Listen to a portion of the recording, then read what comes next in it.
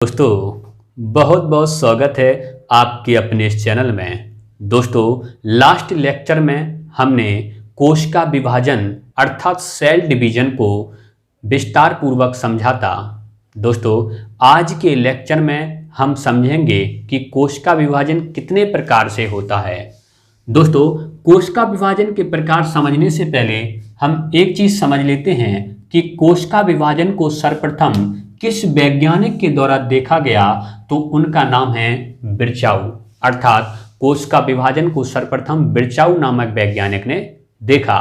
अगर कोश का विभाजन के प्रकार की बात करें तो कोश का विभाजन 3 प्रकार का होता है।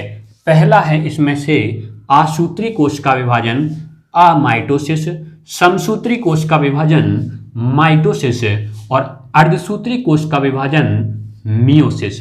दोस्तों इन 3 प्रकार में से सबसे इंपॉर्टेंट प्रकार हैं समसूत्री कोश का विभाजन और अर्धसूत्री कोश का विभाजन। इनको डिटेल में पढ़ेंगे।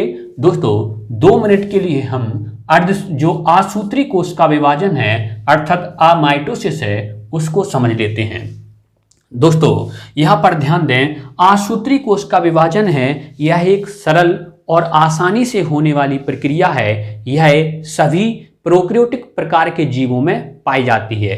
आप जानते हैं कि प्रोकैरियोटिक जो कोशिका होती है, जो प्रोकैरियोटिक कोशिका है वह अविकसित कोशिका है। उसमें किसी भी प्रकार के ज्यादा कोशिकांग नहीं पाए जाते हैं, अर्थात उसमें किसी भी प्रकार का झंझट नहीं होता है। और झंझट नहीं होता है तो इसके कोशिका विभाजन में भी झंझट नहीं होगी, अर्थात यह कोशिका विभाजन सरल तरीके से होगी, आसानी तरीके से होगी। दोस्तों इस प्रकार का कोश का विभाजन आसूत्री कोश का विभाजन जीवाणु, बैक्टीरिया, कवक, फंजाई, प्रोटोजोआ, शैवाल, एल्गी, अमीबा आदि जीवों में पाई जाती है। और आप जानते हैं कि इन जीवों में प्रोकैरियोटिक कोशिका पाई जाती है। और प्रोकैरियोटिक कोशिका में कुछ नहीं होता है, एक कोशिका है, उसका बिखरी हुई अवस्था में केंद्रक है और इसी केंद्रक में उसका द्रव्य भरा हुआ है। दोस्तों इस प्रकार आप देख रहे हैं कि प्रोकैरियोटिक कोशिका में ज्यादा कोशिकांग नहीं पाए जाते हैं। और जैसे ही यह कोशिका विभाजन के लिए तैयार होती है तो अगले चरण में पहुंचने से पहले इस कोशिका विभाजन में एक खांच डल जाती है, मतलब यहाँ पर सिकुड़न हो जाती है। जैसे कोशिका विभाजन में यहाँ पर सिकुड़न होती है और इसका केंद्रक 2 बराबर भागों में विभाजित हो जाता है। इसके अंदर क्या हो जाता है, केंद्रक 2 भागों में विभाजित हो जाता है और इस प्रकार से इसमें खांच डल जाती है। आप इस खांच को देख रहे हैं और जैसे अगले चरण में पहुंचती है कोशिका 2 भागों में विभाजित हो जाती है। अगर सरल शब्दों में समझें तो मान लीजिए एक कोशिका है हमारी और इस प्रकार से हमारी एक कोशिका है और कोशिका पहले लंबी हो जाती है और लंबी होने के बीच में सिकुड़न हो जाती है। और जैसे ही बीच में सिकुड़न हुई एक केंद्रक इस साइड, एक केंद्रक इस साइड और एक कोशिका अलग हो जाती है और इस प्रकार से एक कोशिका से 2 कोशिका का निर्माण होता है। दोस्तों अब हम समझेंगे कि समसूत्री कोश का विभाजन क्या होता है। दोस्तों अगर समसूत्री, सम मतलब होता है समान, सूत्र मतलब गुणसूत्र, अर्थात इसमें गुणसूत्रों की संख्या समान रहेगी। एक कोशिका से 2 कोशिकाएं तो बनेंगी लेकिन उसमें गुणसूत्रों की संख्या समान रहेगी। इसमें 46 हैं तो इनमें भी 46 रहेगी। दोस्तों अगर समसूत्री विभाजन की बात की जाए तो माइटोसिस शब्द है वह किस वैज्ञानिक के द्वारा दिया गया, तो माइटोसिस शब्द, इस बात को याद रखना है, माइटोसिस शब्द किस वैज्ञानिक ने दिया है, तो वाल्टर फ्लेमिंग ने दिया है। और इस प्रकार का विभाजन समसूत्री विभाजन कायिक कोशिका या दैहिक कोशिकाओं में पाया जाता है। दोस्तों कायिक का मतलब होता है काया और दैहिक का मतलब होता है देह। इन दोनों का मतलब हुआ हमारे शरीर से, मतलब इस प्रकार का विभाजन हमारे शरीर की कोशिकाओं में पाया जाता है। एक छोटा बच्चा बड़ा हो रहा है, यही समसूत्री विभाजन है, क्योंकि समसूत्री विभाजन द्वारा उसमें कोशिकाओं की संख्या बढ़ रही है और कोशिकाओं की संख्या बढ़ रही है तो उसका शरीर बड़ा हो रहा है। दोस्तों यह प्रक्रिया एक चरण में पूर्ण हो जाती है। एक चरण का मतलब है एक कोशिका है, एक कोशिका से दो कोशिकाएं बन गई, एक चरण में है प्रक्रिया संपन्न हो जाती है। दोस्तों अगला देखते हैं, यह प्रक्रिया निरंतर चलने वाली प्रक्रिया है। समसूत्री विभाजन निरंतर चलने वाली प्रक्रिया होती है। जैसे ही हमने आपको बताया था कि माँ के गर्भ में जो जाइगोट होता है वहीं से समसूत्री विभाजन स्टार्ट हो जाता है और जीवन पर्यंत बच्चे का जन्म हुआ, जन्म होने के बाद बड़ा हुआ और जीवन पर्यंत यह प्रक्रिया चलती रहती है। दोस्तों इसलिए निरंतर चलने वाली यह प्रक्रिया है। दोस्तों इसके पश्चात हम देखते हैं, यह इस समसूत्री विभाजन में गुणसूत्रों की संख्या समान रहती है। हमने पहले ही बताया है कि सम का मतलब समान, सूत्र का मतलब गुणसूत्र, अर्थात इसमें मात्र कोशिका में 46 गुणसूत्र होंगे तो उनकी संतति कोशिका में भी 46 गुणसूत्र होंगे। यहाँ पे एक बात को याद रखना है दोस्तों कि यहाँ पर जिससे दो कोशिकाओं का निर्माण हुआ है उसको हम मात्र कोशिका बोलते हैं। मात्र कोशिका मतलब क्या बोलेंगे, उसको मात्र कोशिका या फिर मदर सेल के नाम से जानते हैं। मदर सेल है, यहाँ पर फादर सेल नहीं है क्योंकि ये मात्र सत्तात्मक है। दोस्तों यहाँ पर ध्यान दें, और जिन दो कोशिकाओं का निर्माण होता है उसे हम संतति कोशिका बोलते हैं। क्या बोलते हैं दोस्तों, संतति कोशिका बोलते हैं, डॉटर सेल बोलते हैं। यहाँ डॉटर सेल है, सन सेल नहीं है क्योंकि मात्र सत्तात्मक है। यह देखते हैं अब यहाँ पर, जैसे ही एक कोशिका से दो कोशिका, 2 से 4, 4 से 8, 8 से 12 और कोश का विभाजन होता रहता है। और कोश का विभाजन हो रहा है मतलब जहाँ पर कोशिकाओं की आवश्यकता है वहाँ पर कोशिकाएं पहुंच रही हैं और शरीर का निर्माण हो रहा है।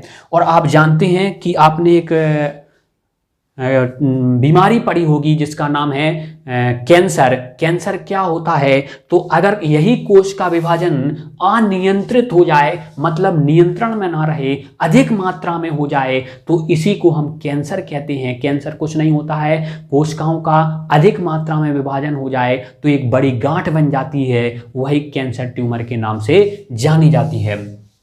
दोस्तों इसके पश्चात हम देखते हैं कि एक कोशिका से दो कोशिका का निर्माण होता है। तो आप देख रहे हैं एक कोशिका से दो कोशिका का निर्माण होता है, यही समसूत्री विभाजन है। और समसूत्री विभाजन के अगर उदाहरण देखें दोस्तों, तो उदाहरण की बात करें तो यहाँ पर बच्चे का बड़ा होना इसका उदाहरण है। बच्चा बड़ा हो रहा है मतलब कोश का विभाजन उसमें चल रहा है। कौन सा कोश का विभाजन, समसूत्री कोश का विभाजन चल रहा है। और अंगों का बड़ा होना, बच्चा बड़ा हो रहा है मतलब उसके अंग भी बड़े हो रहे हैं, तो समसूत्री कोश का विभाजन का उदाहरण हो जाएगा। और घाव का भरना, यह भी समसूत्री कोश का विभाजन का उदाहरण है। तो इस प्रकार से बालों का बढ़ना, नाखून का बढ़ना, इस प्रकार से ये सभी क्या हैं, समसूत्री कोश का विभाजन के उदाहरण हैं। जैसे समसूत्री कोश का विभाजन का एक जीता जाता उदाहरण आप देखते हैं, जैसे छिपकली की पूंछ आप काट दीजिए तो छिपकली की पूंछ कुछ दिनों में फिर से आ जाएगी, क्योंकि उसमें समसूत्री कोश का विभाजन पाया जाता है, अत्यधिक मात्रा में समसूत्री कोश का विभाजन पाया जाता है। इस प्रक्रिया को हम पुनरुद्ध भवन कहते हैं। आगे इस प्रक्रिया को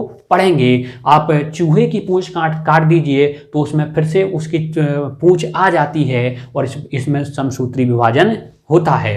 दोस्तों अब हम समझेंगे कि अर्धसूत्री कोश का विभाजन क्या होता है। दोस्तों इससे नाम से स्पष्ट है, अर्ध का मतलब है आधे और सूत्र का मतलब गुणसूत्र, मतलब गुणसूत्रों की संख्या यहाँ पर आधी हो जाएगी।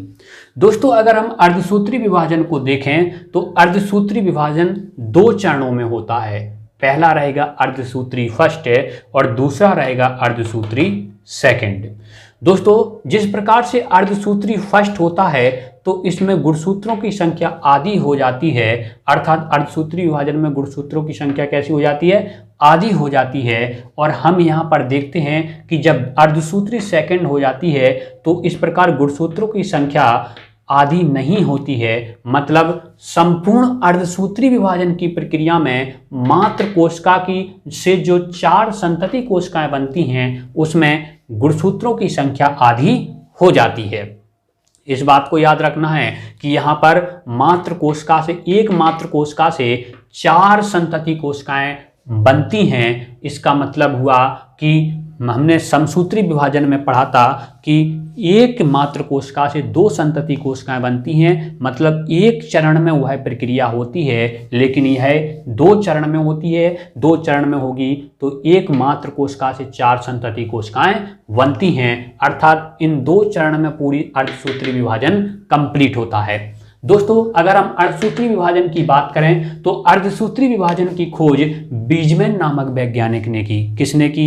बीजमैन नामक वैज्ञानिक ने की है। और मियोसिस शब्द है, जो मियोसिस शब्द हुआ है किसने दिया है? दो वैज्ञानिकों ने दिया है, फॉर्मर व मूरे ने। किसने दिया है दोस्तों? फॉर्मर और मूरे ने। दोस्तों इस प्रकार हम देखते हैं कि अर्धसूत्री विभाजन कहाँ पाया जाता है? जनन कोशिकाओं में पाया जाता है। जैसा कि हमने समझा था समसूत्री कोशिका विभाजन हमारी शरीर की कोशिकाओं में पाया जाता है, लेकिन अर्धसूत्री विभाजन कहाँ पाया जाता है? जनन कोशिकाओं में। और इस अर्धसूत्री कोशिका विभाजन के फलस्वरूप शुक्राणु और अंडाणु का निर्माण होता है। शुक्राणु नर में शुक्राणु अर्थात स्पर्म बनते हैं, मादा में अंडाणु अर्थात ओवम बनता है। दोस्तों इस प्रकार से हम देखते हैं कि अर्धसूत्री कोशिका विभाजन में गुणसूत्रों की संख्या आधी हो जाती है। एक मात्र कोशिका से चार संतति कोशिकाएं बनती हैं, क्योंकि यह प्रक्रिया दो चरणों में पूर्ण होती है। और पहले ही चरण में गुणसूत्रों की संख्या आधी होती है, दूसरे चरण में नहीं होती है, अर्थात संपूर्ण अर्धसूत्री विभाजन में गुणसूत्रों की संख्या आधी हो जाती है। दोस्तों इस प्रकार हम देखते हैं गुणसूत्रों की संख्या कितनी हो जाती है? आधी हो जाती है। और यहाँ पे लिखा है यह प्रक्रिया दो चरणों में पूर्ण होती है। दो चरणों में पूर्ण मतलब पहला अर्धसूत्री विभाजन, दूसरा अर्धसूत्री सेकंड।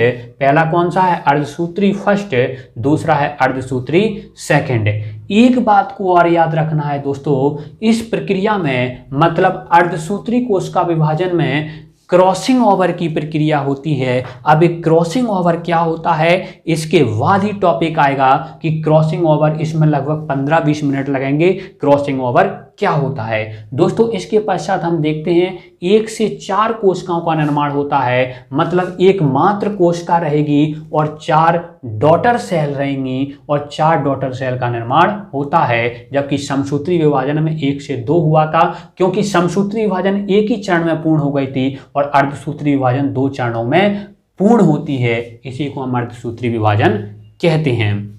दोस्तों यहाँ तक हम समसूत्री कोशिका विभाजन और अर्धसूत्री कोशिका विभाजन समझ चुके हैं। अगर समसूत्री कोशिका विभाजन की बात करें तो हमारे शरीर की वृद्धि हो रही है, घाव भर रहा है। अब हम समझते हैं कि समसूत्री कोशिका विभाजन और अर्धसूत्री कोशिका विभाजन में क्या अंतर होता है।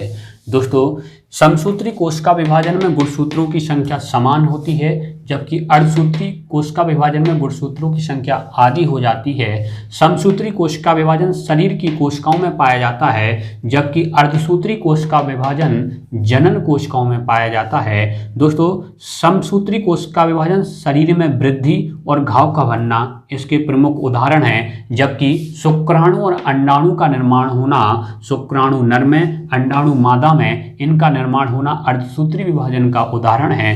दोस्तों समसूत्री कोशिका विभाजन में क्रॉसिंग ओवर की प्रक्रिया नहीं होती है, जबकि इसमें होती है। दोस्तों फिर हम देखते हैं कि समसूत्री कोशिका विभाजन एक चरण में पूर्ण हो जाती है।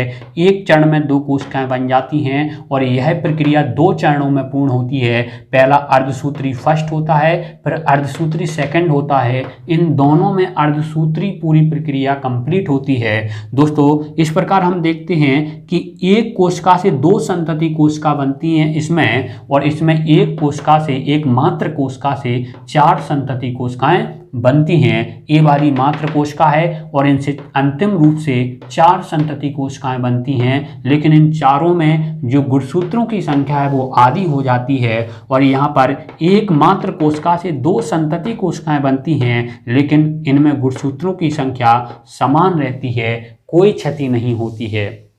दोस्तों यहाँ तक हमने कोशिका विभाजन के प्रकारों को समझ लिया है। यहाँ तक के लिए बहुत बहुत धन्यवाद, बहुत बहुत शुक्रिया। जुड़े रहिए इस चैनल के साथ हमेशा के लिए। दोस्तों बहुत बहुत धन्यवाद, बहुत बहुत शुक्रिया।